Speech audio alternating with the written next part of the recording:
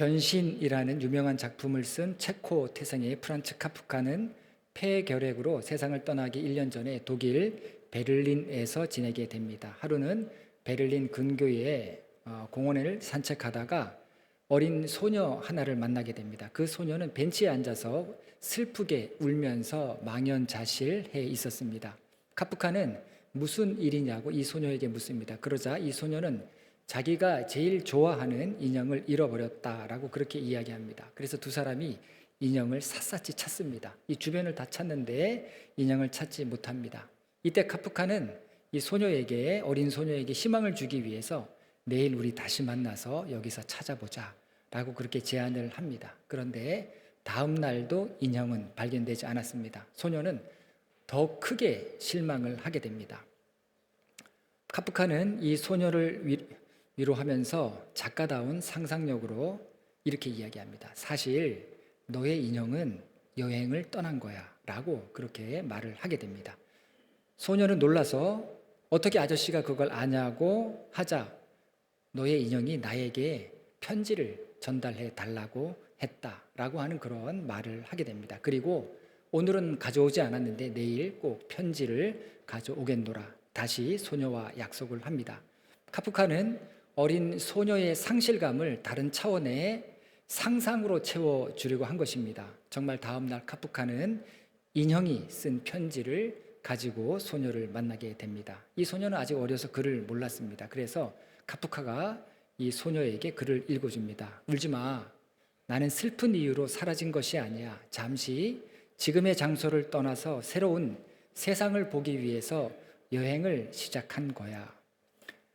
이후에도 카프카는 소녀에게 인형이 쓴 편지라고 하면서 날마다 만나서 편지를 읽어주게 됩니다. 소녀는 점점 카프카가 들려주는 이 상상 속의 이야기로 몰입하게 됩니다. 그렇게 3주가 지나자 이 소녀의 슬픔은 완전히 치유하게 됩니다. 만남의 마지막 날 카프카는 소녀에게 인형 하나를 선물하면서 이 인형이 여행을 갔다가 다시 베를린으로 돌아온 너의 인형이라고 그렇게 이야기하면서 주게 됩니다. 소녀는 놀라면서 이건 내 인형이 아닌데요? 라는 그런 말을 합니다. 이때 카프카는 인형의 인격이 되어서 내가 이렇게 변하게 된 것은 나의 여행이 나를 이렇게 변하게 했다라는 그런 말을 해주게 됩니다. 그 이야기를 듣고 어린 소녀는 행복하게 새 인형을 껴안고 집으로 데려가게 됩니다. 그로부터 몇 달 후 카프카는 너무도 이른 나이에 이 세상을 떠나게 됩니다. 여러 해가 지나고 성장한 소녀는 인형 속에서 카프카의 서명이 적힌 편지 한 장을 발견하게 됩니다. 그 편지에는 이렇게 적혀 있었습니다. 내가 사랑하는 것은 모두 언젠가는 사라져 버릴지도 몰라. 하지만 그것들은 반드시 다른 형태의 사랑으로 돌아올 거야 라고 이렇게 적혀 있었습니다. 이 일화는 고독과 과민한 신경과 평생 지독한 외로움을 안고 살았던 카프카가 그의 인생 마지막에 어린 소녀의 슬픔을 승화시키기 위해서 자신의 재능을 쏟아서 마법 같은 작품을 만들어낸 실화입니다. 이 이야기는 그와 마지막에 함께했던 그의 연인을 통해서 그리고 매일 산책을 함께했던 그의 연인을 통해서 전해지게 됩니다. 정말 따뜻한 이야기였던 것입니다. 다른 사람과 연결되는 거 아이라도 상관없어요. 나이 든 사람이라도 상관없습니다. 다른 사람과 연결되는 거 그리고 다른 영혼에게 관심을 기울이는 것의 중요성과 그 필요성 이 이야기가 우리에게 일깨워주는 매우 중요한 교훈인 것입니다. 어쩌면 우리도 하나님께서 한 영혼을 위해서 오늘 이 자리까지 있게 하신 것은 아닐까 하는 생각을 해보게 됩니다. 하나님께서 우리를 부르신 목적은 분명히 있을 것입니다. 오늘 말씀은 땅 분배의 마지막 말씀입니다. 그동안 우리가 여호수아서의 말씀을 계속해서 살펴보았는데 약속의 땅을 차지하고 이제 마지막 땅 분배의 마지막 단계에 이르게 되는데 그 마지막은 레위인들의 성읍을 나눠주는 그런 일이었습니다. 1절에서 본문 1절에서 3절까지의 말씀을 보면 그때의 레위 사람의 족장들이 제사장 엘르아살과 눈의 아들 여호수아와 이스라엘 자손의 지파 족장들에게 나와 가나안 땅 실로에서 그들에게 말하여 이르되 여호와께서 모세에게 명령하사 우리가 거주할 성읍들과 우리 가축을 위해 그 목초지들을 우리에게 주라 하셨나이다 하매 이스라엘 자손이 여호와의 명령을 따라 자기의 기업에서 이 성읍들과 그 목초지들을 레위 사람에게 주니라. 다른 지파들은 분배받은 땅에서 한 곳에 다 모여서 살았습니다. 그런데 하나님은 레위 지파에게는 그들을 위한, 그들이 함께 모여 살 땅을 주지 않고 각 11개 지파의 모든 땅이 흩어져서 살게 하십니다. 그리고 다른 지파들은 우리 땅을 받았다, 모든 일이 끝났다 라고 생각했을 때 이 레위인들을 위해서 자기들의 땅을 내놓아야 했던 것입니다. 하나님은 다른 지파에게 레위 지파를 위해서 자기 소유를 나누도록 했던 것입니다. 하나님은 그 어떤 지파도 땅에 대한 욕심을 갖지 않게 하신 겁니다. 레위인들이 살았던 성읍도 그들의 소유가 아니었습니다. 거주가 허용된 땅이었는데 하나님께서는 이렇게 각 지파로 하여금 누구든지 레위인이든지 레위인이 아니든지 소유의식을 아예 없애버리신 것입니다.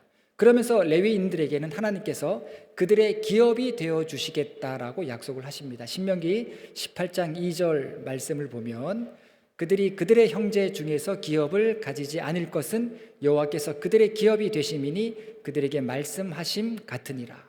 여러분, 땅을 분배받았는데 누구 하나도 욕심을 내면 안 되었던 겁니다. 여러분, 우리도 그렇지 않습니까? 욕심을 갖게 되면 조금이라도 있던 영성마저 잃어버리게 되는 것입니다. 여러분, 남성, 여성 할 때 뒤에 붙는 성자는 한자어로 성품성입니다. 그러니까 남자의 성품, 여자의 성품, 남성의 성품이 있고 여성의 성품이 있다라고 하는 그런 의미인데, 이 영성이라고 하는 말은 이 영자는 신령 영자입니다. 그러니까 하나님의 성품이라는 거예요. 이건 사람의 성품이 아니라 하나님의 성품이고 거룩한 성품이라는 것입니다. 거룩한 성품, 하나님의 성품을 우리가 하나님께서 지니고 살도록 원하시는데, 그런데 이것을 잃게 되는 원인이 있는데 그 원인 중에 하나가 어떤 형태로든 욕심 내지는 욕망을 갖게 될 때 거룩한 성품을 잃게 된다라는 것입니다. 여러분, 예수님께서도 좁은 문과 좁은 길로 가라고 했는데 욕심이 있으면 주님이 가라고 명하신 좁은 문과 좁은 길을 갈 수가 없는 것입니다. 공원 같은 데 가보면 여러분, 제가 뭐 다른 의도에서 말씀드리는 게 아니라 내 뱃살이 어느 정도인지 이렇게 체크해보는 기둥이 세워져 있어요. 여러분 한번 해보셨습니까? 꼭 해보시기 바랍니다. 명절날 가족들과 함께 공원에 가시면 제가 알려드릴게요. 용문산 입구에 가면 공원이 있는데 거기에 기둥이 이렇게 여러 개가 설치되어 있습니다. 기둥 간격이 다 다릅니다. 언젠가 제가 양평에 살 때 양평에 살던 가족들과 함께 그곳에 갔었는데 제가 제일 날씬했는데 가장 좁은 기둥과 기둥 사이를 저도 어렵게 통과했습니다. 끼더라고요. 우리가 다 버리고 마음을 비웠다라고 해도 어쩔 수 없는 상황이 될 때까지 비워지지 않는 게 사람 아니겠습니까? 그래서 우리 신앙이 얄팍해지지 않으려면 하나님께 맡기는 훈련을 계속하는 것이 얼마나 중요한가 하는 것을 다시 깨닫게 되는 것입니다. 그리고 하나님께서는 다른 지파에게 레위 지파의 생계를 책임지게 하셨습니다. 이렇게 하신 이유도 분명하죠. 이기적이지 말고 하나님의 공동체로서 살아가라는 것입니다.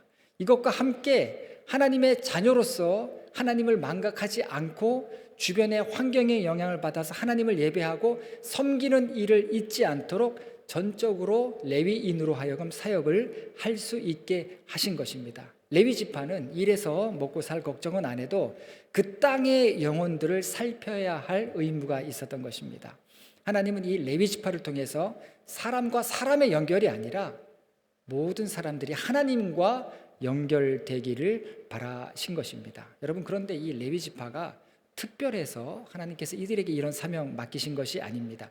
원래 레위 지파의 조상인 레위는요, 아버지 야곱에게서 아주 심하게 저주를 받은 그런 후손들입니다. 창세기 49장을 보면 야곱이 죽음을 앞두고 자기 아들들에게 유언을 하고 축복을 하는데 레위에게는 혹독한 저주를 합니다. 창세기 49장 5절에서 7절 말씀을 보면 이렇습니다. 시므온과 레위는 형제요, 그들의 칼은 폭력의 도구로다. 내 호나 그들의 모의에 상관하지 말지어다. 내 영광과 그들의 집회에 참여하지 말지어다. 그들이 그들의 분노대로 사람을 죽이고 그들의 혈기대로 소의 발목 힘줄을 끊었음이로다. 그 노여움이 혹독하니 저주를 받을 것이요 분기가 맹렬하니 저주를 받을 것이라. 내가 그들을 야곱 중에서 나누며 이스라엘 중에서 흩으리로다. 여러분, 자기 아들에게 이렇게 말하는 아버지가 어디 있습니까? 그런데 이렇게 야곱이 저주했던 이유는 야곱이 이제 세겜 땅에서 정착을 하려고 할 때 세겜 족속의 왕이었던 하몰의 아들이 야곱의 막내딸 디나를 더럽히는 그런 사건이 일어나게 됩니다. 이때 시므온과 레위가 아버지 야곱 몰래 이 세겜성에 쳐들어가서 그 성의 남자들을 잔인하게 다 죽이는 그런 사건이 일어나게 됩니다. 이 사건으로 야곱은 크게 충격을 받습니다. 벼랑 끝에 몰리게 된 거예요. 그랬는데 자, 그렇게 돼서 이 야곱이 정말 자기가 유언을 남기면서 이 레위를 저주할 수밖에 없었는데, 그런데 어떻게 이런 레위의 후손들이 하나님을 섬기고 예배를 맡고 다른 사람들로 하여금 하나님 앞에 인도하는 그런 사명을 맡을 수 있었겠습니까? 훗날 레위 지파에서는 정말 하나님을 중심으로 살고 하나님을 예배했던 믿음의 인물들이 이 지파에서 나오게 됩니다. 모세가 레위 지파입니다. 우상을 처단했던 비느하스도 레위 지파였습니다. 당연히 모세의 형 아론도 레위 지파였습니다. 그리고 엘리 제사장 에스라 세례 요한도 레위 지파였습니다. 레위는 저주를 받았는데 그 후손들 중에는 하나님을 전심으로 믿고 하나님의 임재를 간절히 사모하는 그런 믿음의 사람들이 일어나게 되었던 겁니다.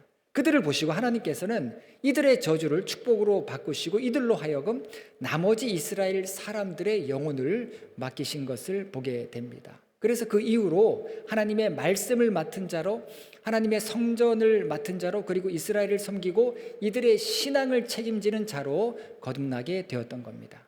여러분, 이렇게 되려면요, 정말 하나님께서 정말 붙드시고 쓰시는 그런 믿음의 사람, 그리고 내가 어떤 일에도 흔들리지 않는 그런 신앙의 사람이 되려면요, 매번 같은 실망과 우리는 싸워야 돼요. 그리고 여러분, 예배하셔야 됩니다. 이 예배의 시간이, 여러분, 저는 이제 겨울만 되면 이렇게 쉬는 때 목욕을 하러 갑니다. 예전에 이제 의정부에 살았기 때문에 아버지 모시고 이렇게 포천에 1동이나 2동에 온천이 있지 않습니까? 2동에 이제 그런 데를 다녔던, 신북 온천, 그런 데를 다녔던 기억이 있고, 또 강원도에 살 때는 울진을 다녔습니다. 울진은 온천이 굉장히 좋아요. 덕구 온천이라고. 거기까지 가기에는 너무 멀고, 그래서 가끔 이렇게 겨울철 되면 온천을 하는데, 여러분, 이 예배의 시간이 어떤 시간이냐면 우리가 영적으로 목욕을 하는 시간이에요. 여러분, 온천 다녀오면 상쾌하지 않습니까? 마음도 상쾌해지고 기분도 상쾌해지고 새로운 의지가 생기지 않습니까? 이 예배의 시간이 우리로 하여금 영적으로 목욕하는 시간입니다. 그래서 굉장히 중요한 시간이죠. 매번 우리는 같은 실망에 넘어집니다. 그 실망들이 쌓여서 우리는 좌절하게 되고 절망하게 되지 않습니까? 그래서 예배하고 기도하는 일이 너무도 중요한 것입니다. 레위의 후손들은 레위와는 다르게 이런 믿음의 싸움을 했던 것이고, 그랬을 때 하나님께서는 이들을 사용하신 것을 보게 됩니다. 약속의 땅이 우리에게 주는 교훈은 좋은 땅을 받았느냐 또 받지 못했느냐, 그런 문제가 아니에요. 무엇을 위해서 싸우고 있느냐, 그리고 어떻게 살아갈 것인가, 이것이 제일 중요했던 문제였던 것입니다. 여러분, 진짜 성공이 무엇입니까? 진짜 성공은 지금 내 영혼이 풍성해지는 것이고 단단해지는 것, 이것이 하나님이 보실 때 복 있는 자의 삶인 것입니다. 그렇기 때문에 내 마음의 동기를 매일매일 점검해 보는 거 굉장히 중요합니다. 여러분, 성경에서 날마다 새롭다는 그런 표현이 나옵니다. 날마다 새롭다라고 할 때 여러분, 내가 무엇을 위해 살아가는가, 그리고 미약하고 부족할지라도 내 사명이 무엇인가 하는 그런 차원에서 내 마음의 동기를 매일같이 하나님 앞에서 믿음을 갖고 살펴보는 것이 바로 신앙인 것입니다. 2주 전에 한 권사님 부부께서 오셔서 하시는 말씀이, 남편 되시는 권사님께서 이 성경 전체를 필사했다라고 하시면서 이렇게 말씀을 하시는 거예요. 제가 깜짝 놀랐습니다. 여러분, 성경 1년 이렇게 통독하는 것도 사실은 쉽지 않아요. 정말 굳게 마음 먹고 하셔야 됩니다. 올해 신천 집사님, 신천 권사님 임직을 받으신 분들은 한번 결단해 보시기 바랍니다. 내가 하여튼 이해가 되든 이해가 되지 않든 성경 한번 끝까지 읽어보겠다 결심을 하시고, 그리고 신앙생활 이미 오래전에 직분 받으신 분들도 한번 새롭게 결단해 보시기를 바라겠습니다. 우리 달력 뒤에 성경 통독 읽기표 달려 있었죠? 예, 그거 뜯어서 이름 적고 한번 해 보시기를 권면드립니다. 그런데 이분은 성경 읽는 정도가 아니라 필사를 하셨다는 거예요. 제가 깜짝 놀랐습니다. 여러분, 손가락이 너무 아파요. 손가락이, 저도 어떤 분이 이렇게 펜을 선물해 주셔갖고, 그래서 잉크를 사다가 한번 착정하고 펜으로 성경을 써보려고 하다가 제 엄지손가락에 사실 문제가 있습니다. 예전에 아르바이트 할 때 좀 다쳐갖고 문제가 있는데 도저히 못 쓰겠더라고요. 이거는 뭐 아픈 정도가 아니라 펜을 잡을 수가 없는 그런 정도입니다. 여러분, 필사를 하다 보면 그렇게 돼요. 굉장히 아픕니다. 아마 여러분들 중에도 손가락이 온전치 않은 그런 분들이 계실 텐데, 그래서 제가 연세도 있으신데 아니 이걸 어떻게 성경을 다 쓰셨냐라고 여쭤보니까 힘들 때마다 성경을 썼다라고 이런 말씀을 하셨습니다. 여러분, 하나님의 말씀은요, 어려움과 고난과 고통에 있을 때 그 말씀의 은혜가 내게 크게 다가옵니다. 그래서 여러분, 마음이 답답하고 또 어렵고 힘든 일이 있으면 성경 필사든지 성경 읽기든지 작정을 하시고 한번 해보시기 바랍니다. 제가 이렇게 권면드리는, 제가 틈이 있을 때마다, 시간이 있을 때마다 이렇게 말씀드리는 이유가 있어요. 여러분, 그럴 때 그 말씀이 나를 붙들어 준다는 걸 느끼게 돼요. 여러분, 잘못되지 않아요. 그 말씀이 나를 붙듭니다. 어려움 가운데에서도 인내하게 하고 여러분, 소망을 잃지 않게 합니다. 말씀의 능력을 체험하게 하는 거예요. 그래서 제가 그 권사님에게 그 말씀 필사한 거 자녀들에게 꼭 보여주시고 물려주시라라는 그런 말씀을 드렸습니다. 여러분, 사실 이게 우리들의 할 일이 아닙니까? 내가 하나님을 알았으면 우리 자녀에게도 하나님을 알게 해야 되는 것이고, 함께 하나님을 예배하도록 하는 이 레위인의 사명이 오늘 우리에게 있다라는 것입니다. 제가 사실 마음속으로 생각하고 계획하는 일이 있습니다. 지금은 아직은 아닌데요, 때가 되면 우리 전교인도 필사할 겁니다. 여러분, 한 분이 성경 전체를 통독하는 게 아닙니다. 그거를 다 나눠서, 다 가정마다 다 나눠서 이렇게 성경 필사를 할 계획입니다. 지금 성경책도 우리에게 어떻게 전달되었는가 하면, 우리가 알지도 못하는 그런 사람들이 광야의 동굴에서 또는 박해 가운데 생명의 위협을 받으면서 필사적으로 성경을 기록한 그 사본들이 우리에게 남아있는 겁니다. 그래서 이 사본을 다 분류해 놓은 사본책이 있습니다. 사본학의 그런 성경 사본을 분류해 놓고 넘버링을 다 달아놓은 그런 책이 있는데, 그 두께가 깨알 같은 글씨로 이 사본을 다 분류해 놨는데 그 책 두께가 성경책만 해요. 성경책만 해요.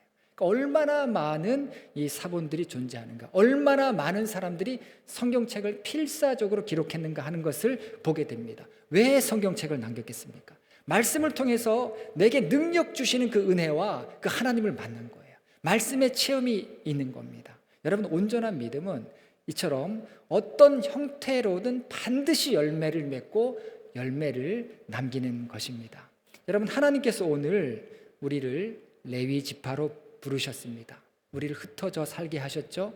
흩어져 사는 곳에서 우리 영혼을 살펴보게 하셨죠. 각자의 영혼을 돌보게 하셨죠. 그리고 함께 예배하면서 우리를 가족 공동체로, 교회 공동체로 부르셨죠. 하나님께서 우리를 레위 지파로 부르신 것입니다. 이거는 있고 없고, 잘 살고 못 살고, 외적인 조건에 따라서 여러분, 우리 중심 사명이 흔들리면 안 되는 거예요.